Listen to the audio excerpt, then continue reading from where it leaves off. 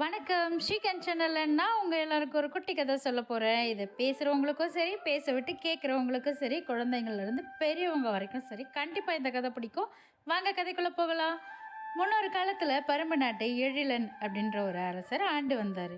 அந்த அரசருக்கு தன்னோட நாட்டை சுற்றி பார்க்கணுன்ற ஆசையில் மாறு வேஷம் போட்டு கிளம்பிட்டார். ஒரு சிற்றூர் பக்கமாக போய்கிட்டே இருக்கும் பொழுது பெரியவர் ஒருத்தர் வயலில் 2 மாடுகளை மேய்ச்சிக்கிட்டு இருந்தாராமா. அதில் ஒரு மாடு வெள்ளை மாடு, ஒரு மாடு கருப்பு மாடு, ரெண்டுமே கொழு கொழுன்னு இருந்தது. இதை தூரத்துல இருந்து பார்த்துக்கிட்டு இருந்த அரசருக்கு இந்த 2 மாடுகளில் எந்த மாடு சிறந்த மாடாக இருக்கும் அப்படின்ற ஒரு எண்ணமும் ஆர்வமும். அதுக்காக அந்த பெரியவரை கூப்பிட்டு கேட்குறாரு. தூரத்துல இருந்தே கேட்குறாரு. எப்படி கேட்குறாருன்னா, பெரியவரே, இந்த 2 மாடுகளில் எந்த மாடு சிறந்த மாடு, கருப்பு மாடா வெள்ளை மாடா அப்படின்னு சத்தமாக கேட்குறாராமா. அதுக்கு அந்த பெரியவர் பதிலே சொல்லாமல் அமைதியாக அவர் பக்கம் நடந்து வராரு. ரொம்ப மெல்லமாக நடந்து வர்றதுனால பொறுமை எழுந்த அரசர் பெரியவரை விடுறதாவே இல்லை. மறுபடியும் கேட்குறாரு.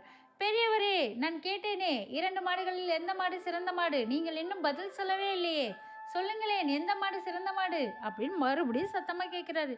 அவர் தூரத்துலேருந்து நடந்து வரணும் இல்லையா? பொறுமையாக நடந்து வந்து அரசரோட காதில் பெரியவர் சொல்கிறாராம்மா, வெள்ளை மாட்டை விட கருப்பு மாடு தான் ஐயா சிறந்தது அப்படின்ட்டு.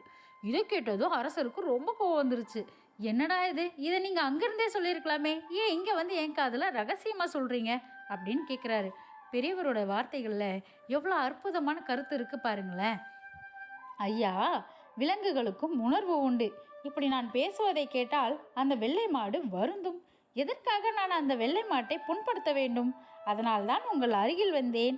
அது கேட்காதபடி என் கருத்தை மெல்லிய குரலில் சொன்னேன் அப்படின்னு பெரியவர் சொல்கிறாரு.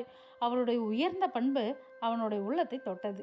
பெரியவரே, உங்களால் நான் நல்லறிவு பெற்றேன். இனி நானும் உங்களைப் போலவே நடந்து கொள்வேன். யாரையும் புண்படுத்தாமல் எல்லோரிடமும் மென்மையாக பேசுவேன் என்றான் அவன். அவரை வணங்கி அங்கிருந்து புறப்பட்டு விட்டார் அரசர்.